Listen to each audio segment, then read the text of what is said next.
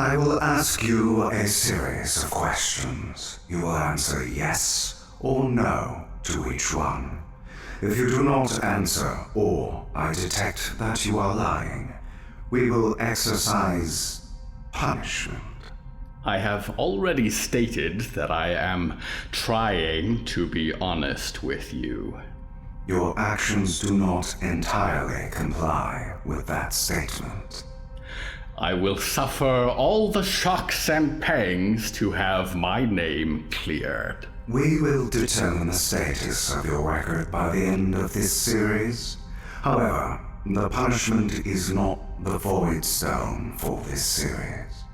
For each question that you do not answer correctly and truthfully, we will take one of your eyes. My eyes? You cannot do that.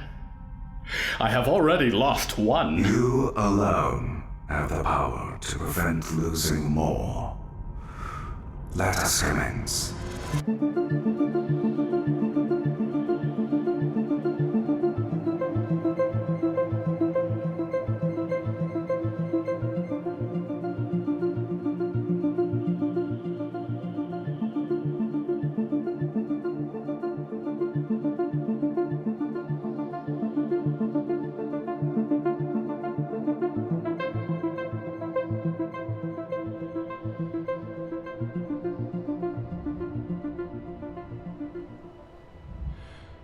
Hope hated this part the most.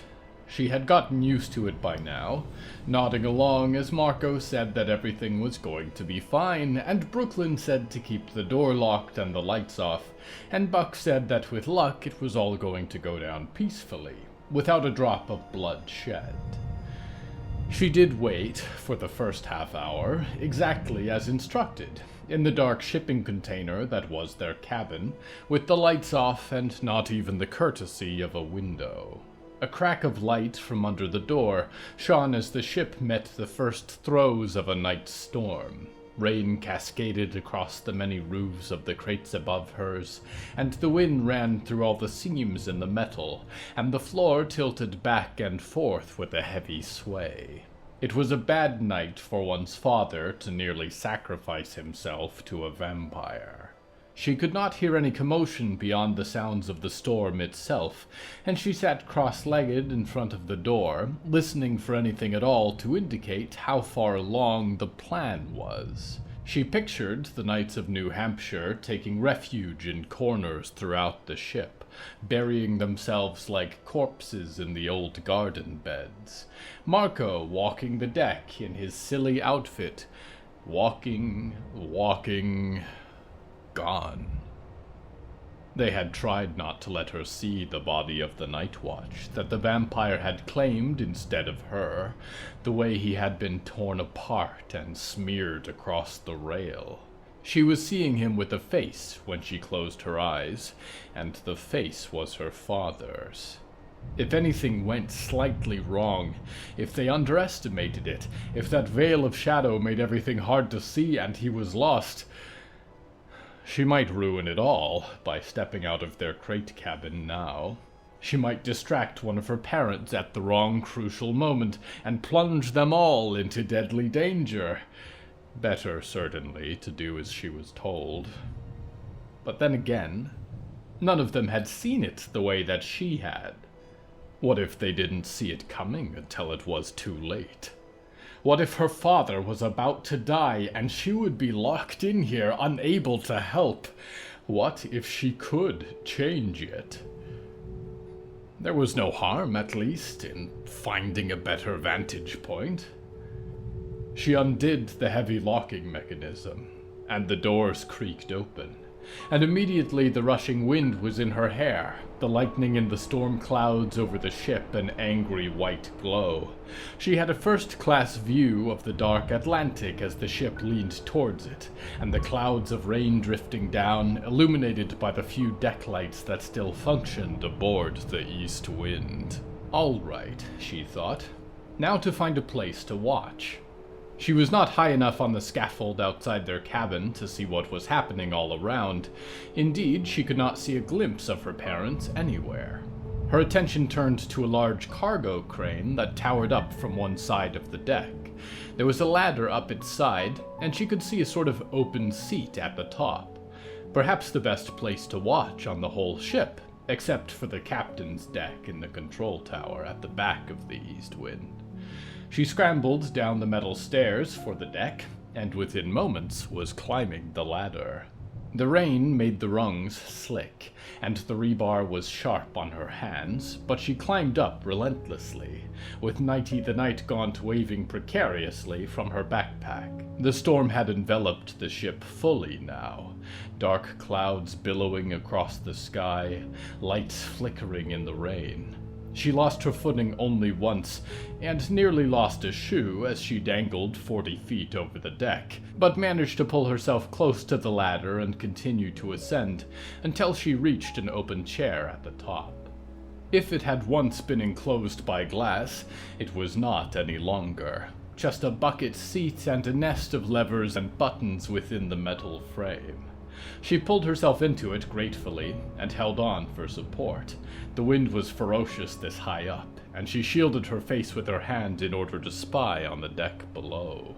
He was there, on the other side, in a night watch uniform that did not fit him.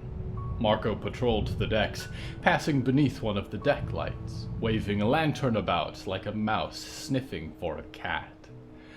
And then there was a flash of lightning, and Hope looked up in horror, and could not quite believe her eyes until a second flicker of the sky confirmed it.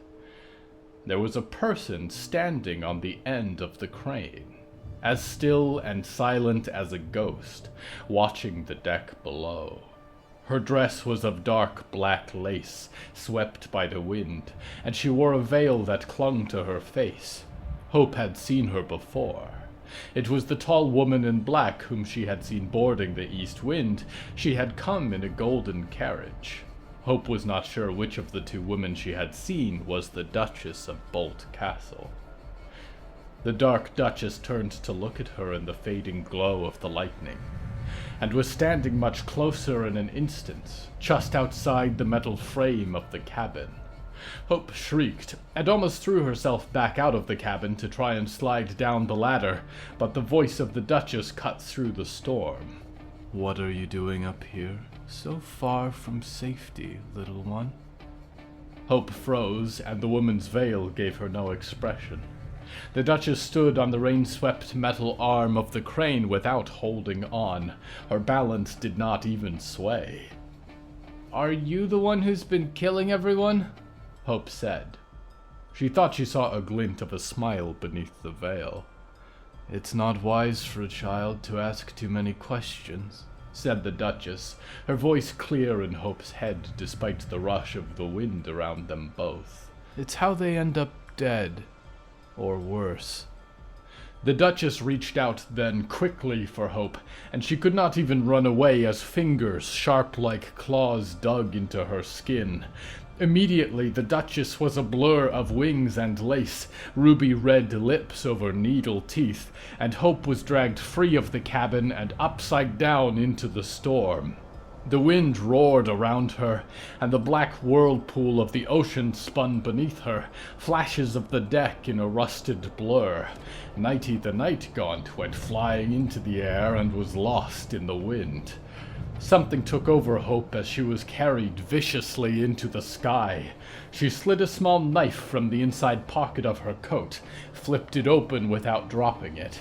It was a Fort Freedom knife, ugly silver etchings written into the blade. But she remembered the groundskeeper's lessons well, and she twisted up towards the hand of the vampire, where those long pale fingers in jagged silk gloves clawed into her ankle, and raked it across the knuckles. In an instant she was falling, the lights of the ship sailing past her, and then the ocean swallowed her. And she was caught gently. Her impact slowed as the dark ocean enveloped her, until she had come completely to rest on a surface that was not exactly solid, but squished like a jelly. It oozed between the fingers, and then withdrew as if resisting the urge to devour her completely. She moved a hand, found the wet but plush surface of Nighty the Night Gaunt intact after all, but it brought her no comfort in this deathly moment. It was another crack of lightning above her that cast any light on her situation. The distant glow shone through several feet of ocean waves, and through the gelatinous surface that surrounded her, and within its dark expanse she could see an endless sea of bones. A single skull ebbed to the surface of the wall of her chamber within it, and then its eyes lit like a striking match, a multitude of little burning green fires. "Hello," said the jelly. "Will you be my friend?"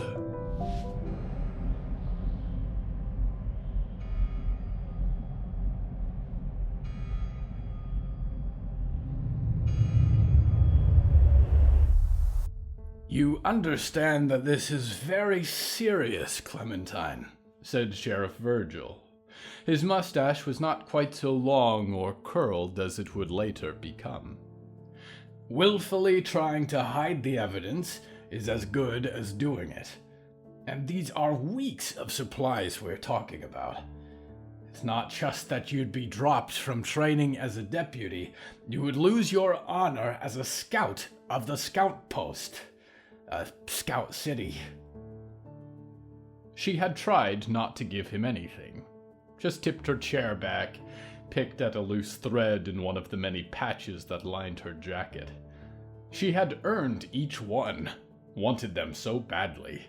Volunteered community hours, learned how to track and fish and hunt, learned how to handle knives and bows and javelins, learned how to tie knots and swim and negotiate with wild animals. It was surprising to her now how little she cared for any of it. "What Sheriff Virgil is trying to say, I am sure," said Mr. Silver, from the chair to the side of the interrogation table. He had his hands clasped together, studying her almost philosophically. Is that if you were not a part of the disappearance of all this missing foodstuff, now is the time to say so." She glared at him, and his eyes caught hers. Buck Silver was a small man, always looking messy and a bit underfed, but his eyes gleamed with a veiled intelligence. He knew. She knew that he knew. "Sorry," she said. "Yeah, it's me. The supplies aren't coming back. Neither is the evidence. You'll have to tell Cole he's going to have to find a different big case to graduate with. This one's back to square one."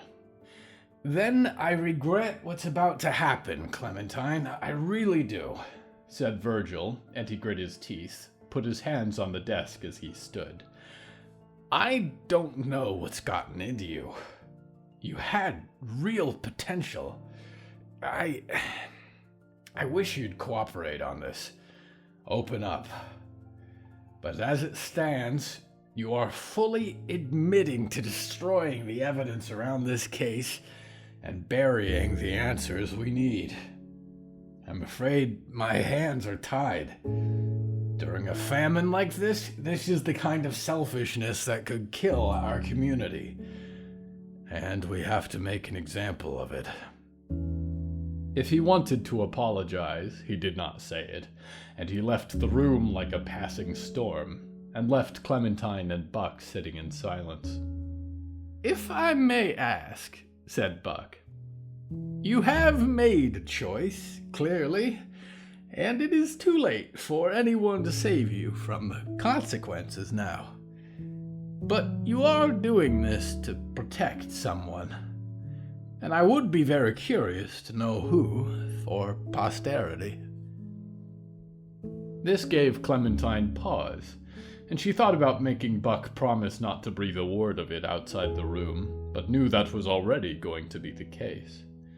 She thought of Johanna Wicker, teary-eyed in the dark. How terribly afraid she had been that Scout City was going to find out what her brothers had done.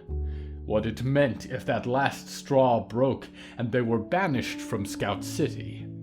It was a situation Clementine had often feared herself. "I did the right thing," she said. "I have no doubt," said Buck, and he stood with a groan, tested his weight on his knee. "If you happen to be in need of an occupation, and I suspect you shortly will, I think you should stop by for tea and a talk. I may have need of someone of your scruples." Clementine remembered the week that had followed much less well. Lots of yelling voices and sleepless nausea about the choice that she had made, and the snip, snip, snip of the thread cutters peeling the patches off of her jacket, Cole's dirty looks, and indeed that of a whole city half aware of what had actually happened, rumors spreading and the magnitude of what she had done growing more ridiculous with each passing whisper, and despite it all a sort of malicious thrill. It was the first moment that a case had ever really gripped her, and the Wickers had remained safe in Scout City, and she had hungered for a feeling like that ever since. Making a difference in some small way, somewhere. Preserving something that would otherwise have vanished without a care in the world. Leaving a legacy of things broken and saved. And it had followed her ever since. And Buck had only opened up the doors for it to consume her entirely, finding where secrets festered, where injustice was buried beneath the smiling neighborhoods of Scout City. And the years had fluttered away like a fistful of moths, and then she was in a chair, contemplating a little yellow tape recorder, 17 and a half cases in, staring down the end of the line. "I'm going to tell you something that's going to be hard to accept. Sometimes you're going to make mistakes. Not always accidents, even. Sometimes you're going to choose something that you thought was right at the time. You made a choice. And sometimes you're going to choose wrong, and people will get hurt. You need to hold yourself accountable when that happens. This is on you, and this is the heaviest part of the job." Clementine took Cannibal out on a leash, let her sniff the streets as she walked. Shelby had not been at their office when she returned to the stumps, nor had she left a note. But this was not unusual for her. Shelby was the sort who was comfortable disappearing for hours or days at a time, especially on a case. Their approaches were a little different in that regard. Clementine assembled a case like a net, something you had to carefully twist together until you could catch your quarry in one fell swoop. Shelby, on the other hand, was a persistence predator, and once she began marching on the hunt, nothing would still her course. The atmosphere of Scout City had shifted, and she had not felt it so heavy since the worst of the bark beetle crisis. Perhaps briefly in the weeks leading up to the Southern Swamps Froglin alliance, when it was still unclear what kind of age they were walking into, or whose slimy hand they were shaking. The usual clatter and chime, murmur of voices and storefront bells and wheels of wagons climbing up the great spiral of Scout City's Central Avenue were all absent. What remained were the melancholy emergency bells, and the rush of a chill spring wind, and the occasional muster calls from parties of scouts assigned to search the city for further signs of violence, and take census of every person they could. It was in times like these that she felt the various threads that brought them together strain and unwind, those who had helped found the Scout Post, those who had flocked to Scout City in the latter years, those who had once fought against it, those who had lost people to the instrumentalist, those who had clung to pacifism despite his reign of terror, those who were doing so now for one side or another. She could already feel that lines were being drawn, tendrils of the string snapping. It was a matter of time until something broke, quite disconnected from the instrumentalist killer. And when Scout City began to devour itself, it would make it difficult to get anything done. She wondered if she would live long enough to see it.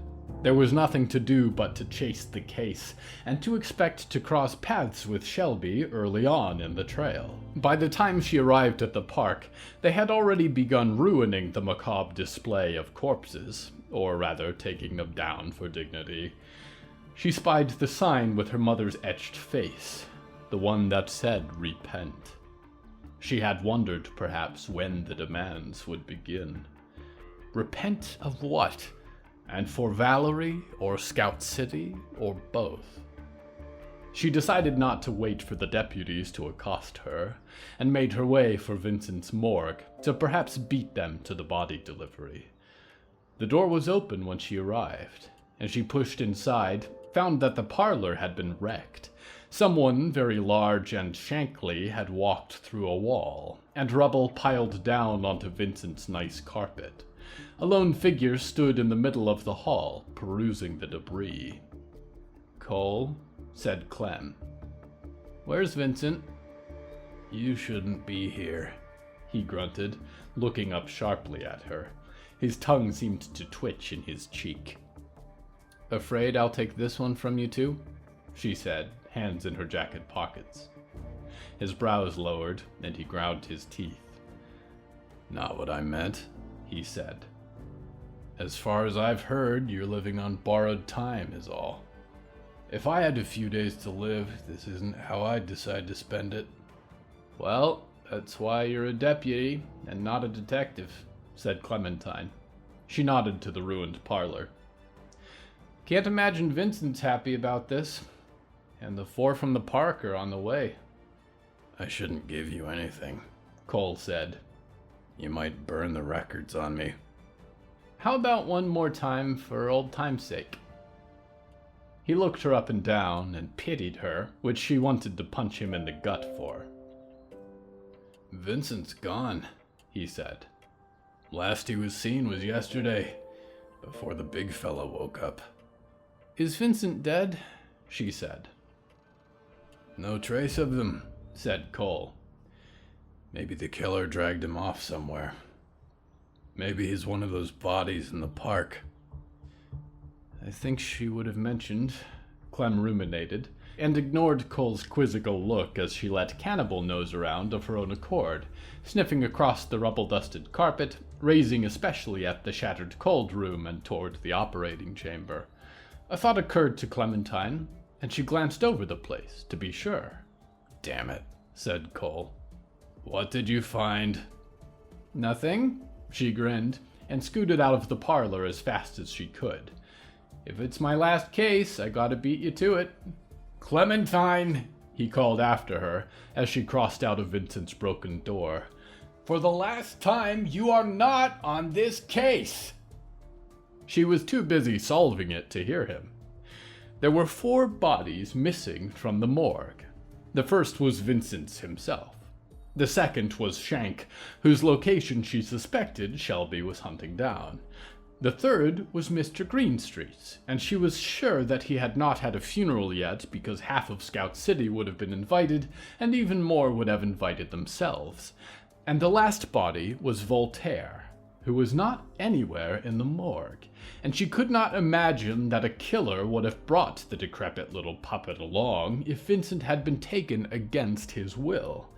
So her first step overall was to follow up on the disappearance of Body 3, which brought her to the regal branch in the upper trunk on which resided Chateau Greenstreet. She waited for a few moments at the gate, after pulling on the bell chain, before she decided to just see if it was open, and it was. She crossed a courtyard of mosses and winding paths of bark, beds of white and yellow flowers, before reaching an ornate front door. The mansion occupied the end of the gigantic branch. "Hello, Mr. Greenstreet," she said when the door swung open. "You know who I am. I came to ask some questions about, the other Mr. Greenstreet." Raj Greenstreet cut quite the figure in his suit, although he did not look well. People often did not after losing their loved ones. He stared at her with wide, teary eyes. His hair was tousled, his suit covered in debris and red spatter. Those last things were somewhat less typical.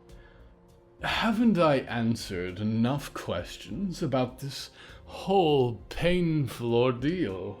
He said, pressing a hand to his chest. I must admit, Miss Maidstone, I am surprised to see you. The papers do not describe your condition with much kindness. Perhaps go away, get some rest. Come back another time. Now is terribly inconvenient. There was a crash, a clatter from somewhere deeper within his home, and the sound of a muffled scream. Mr. Greenstreet, said Clem, dropping Cannibal's leash. The dog bounded for the door, even as Raj Greenstreet tried to slam the door shut, and she stuck the heavy toe of her hiking boot to jam it. Who do you have in there?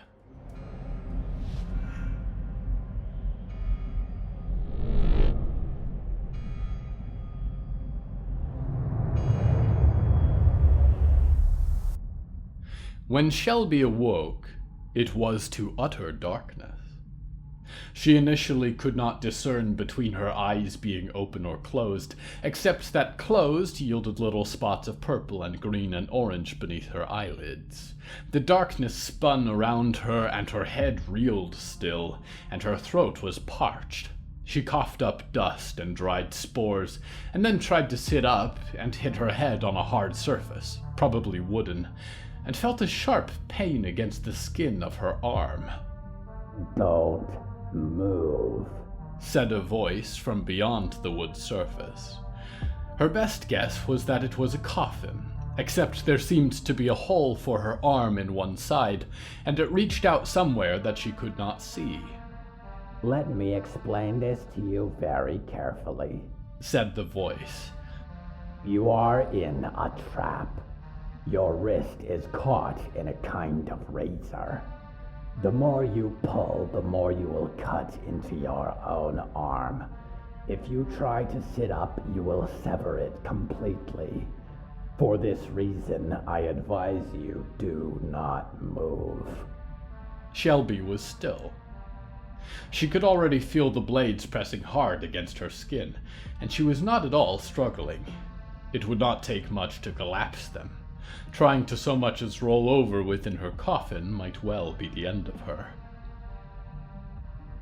You've kidnapped me, said Shelby. Not an easy thing to do. Or smart.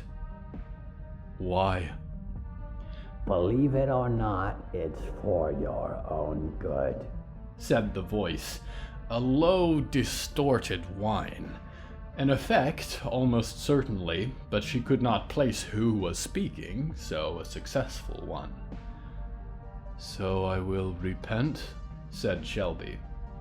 So you will stop interfering in the redemption of this city, the voice said. This is where you should be. Quiet, hidden, while the angel of death passes from door to door. You've been framing Shank for the killings, said Shelby. He's a killer, the voice hissed. It's hardly framing if it's true. You killed 4 people today, said Shelby. Mr. Greenstreet, Abraham Walker, Joshua Wicker. The Wicker boy was already dying, said the voice. Skewered to a tree. What I did was a mercy and a warning. But Scout City won't listen to warnings. Why does Shank matter to you? Said Shelby. Aren't you worried he'll get all the credit for your work? Nice try, said the voice. He is this place's sin, their corruption. He's going to be a part of their reckoning. And if you play along, you might live to see it. Shelby tried thrashing with her loose fist against the coffin's ceiling, cursed as she accidentally pulled her other arm too tight, and she was not sure if the blades broke skin. The commotion seemed to surprise her captor, who might have fallen off a chair. There was a crash and a clatter, and she screamed as loud as she could.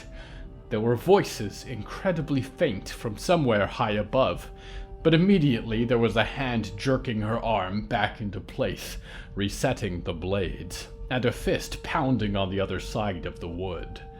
No more of that, said the voice. There's no point. No one can hear you down here. If you leave the box, I will have no choice but to kill you. And I don't want to do that to you, Shelby. I don't want you to serve the Lord's eternal purpose just yet. What is his purpose? Shelby said. The air in the box was stifling as the grave already. Judgment, said the voice. Cleansing. Preparing Scout City for a new and holy age. Loving you is not an easy business, but I do not regret any of it. The memories I have of us were beautiful ones. They don't have to be the last, you know. I know. Just so long as it's clear that you do have a choice here. You are making a choice. I know. So, get it over with. What? Wake this soul-stitched ghoul and kill me already. Hit me with your very best.